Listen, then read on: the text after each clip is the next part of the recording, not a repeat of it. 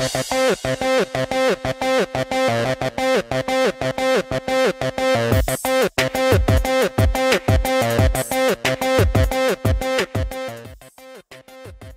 po sa Pinoy Scoop. At ito ang balita ngayon. Ang Gilas Pilipinas ay lumaban sa laro nila kontra Puerto Rico, pero sila ay natalong muli sa dikit na laban sa score na 77-73 sa 2014 FIBA World Cup sa Seville, Spain nitong Miyerkules. Ang mga Pilipino ay nahirapan kay JJ Barea na siyang gumawa para sa Puerto Rico. Ang 6-foot guard ng Puerto Rico ay kumalap ng 30 points kumpara sa 25 points ni Andre Blatch. Si L.A. Tenorio naman ay pambihira ang pinakita sa larong ito at siya ay gumawa ng 18 points sa 6 of 9 shooting. Ang Gilas Pilipinas ay hindi na makakapasok pa sa second round dahil sa pagkatalong ito.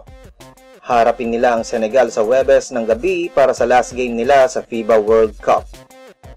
For more news, visit us at www.thepinoyscoop.blogspot.com.